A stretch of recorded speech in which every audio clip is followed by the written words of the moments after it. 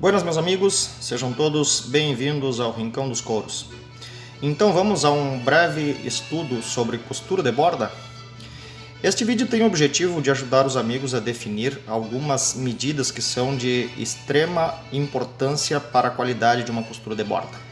Bom, para que a gente faça um estudo mais aprofundado, mais amplo sobre a costura de borda, seria interessante que a gente conseguisse visualizá-la de maneira aberta, onde num único golpe de vista nós tenhamos acesso a toda a extensão da largura da costura de borda. Isto é parte do exercício que eu proponho aos amigos. Aqui nós temos, embora pareça uma costura trançada de superfície, é na verdade uma costura feita no sistema da costura de borda, onde o tento, uma única ponta de tento, vai passando de um lado para o outro e cruzando por cima do que seria a borda. Aqui nós temos a superfície e formando a trança da costura. Antes da gente ver quais são as medidas que são importantes para a qualidade, vamos analisar então alguns elementos de qualidade desta amostra de costura que eu tenho aqui. Quais são as duas coisas mais importantes a serem observadas aqui? A simetria, uma excelente simetria, ou seja, o que significa isso? Nós temos as passadas do que seriam a trança da costura em medidas muito próximas, ou seja, bem parelha as medidas. E isto resulta na simetria que nós estamos falando. Qual seria o outro elemento de qualidade interessante aqui? Uma excelente definição do desenho da trança. Isso é possível observar a partir das linhas de setas. Aqui uma linha de seta apontando para cima, uma apontando para baixo. Todas as linhas de seta bem definidas e bem alinhadas. Isto tudo, gente, é possível a partir de um elemento que é de extrema importância: o ângulo entre as cruzas da costura. Então aqui eu tenho essas duas passadas de tento nos mostrando que nós temos um ângulo reto, se não exatamente em 90 graus, em algo muito próximo a 90 graus. Bueno, então como é que a gente trabalha com estas medidas para que alcance ângulo reto nas cruzas? A primeira medida a ser definida é a distância entre furos. Distância entre furos. De maneira bastante simplificada e resumida, a distância entre furos é definida pela própria largura do tento. Vamos ver aqui, ó. Nós temos aqui o tento usado na costura e vejam que ele tem praticamente a mesma medida da distância entre os dentes da roseta que eu utilizei para marcar a furação. Está bem? Nunca menor do que a largura do tento. Minimamente maior, sem problema. Nunca muito maior também, porque nos resultaria em defeitos graves para a nossa costura. Está bem?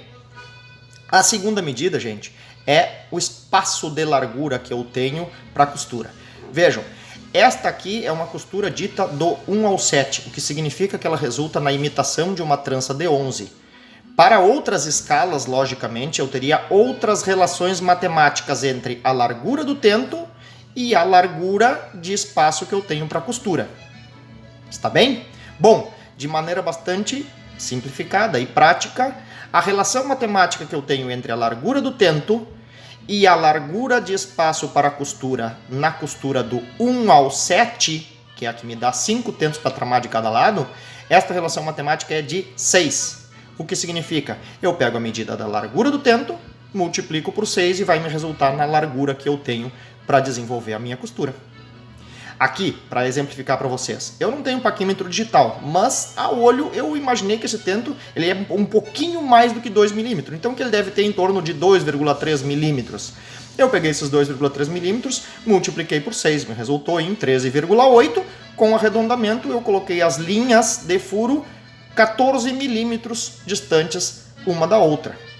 E me ofereceu este resultado. Está bem? Como é que a gente transfere isso aqui lá para a costura de borda? Bom, de maneira bastante simples, né?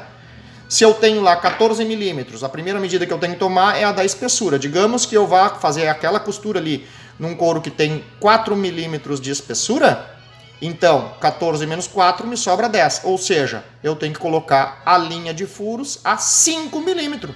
Eu vou ter 5 milímetros de um lado, mais 5 milímetros do outro, mais os 4 da espessura do couro, vai me resultar nos 14 milímetros que me oferece este desenho com esta escala, com esta largura de tento. Está bem? Passo a passo de como fazer uma boa costura de borda. Desde lá a escolha da lonca adequada, passando pela furação bem feita, como iniciar uma costura já entupida, como emendar as pontas de uma costura de borda numa peça circular. Tudo isso e muito mais são assuntos que estarão presentes no curso de bainha de facas, cintos e chaveiros do Rincão dos Couros. Por hoje, meus amigos, era isso. Espero ter ajudado. Qualquer dúvida, qualquer sugestões, deixem suas impressões lá nos espaços de comentário, que será um prazer receber a impressão dos amigos e atender a todos. Um forte abraço e até uma próxima oportunidade.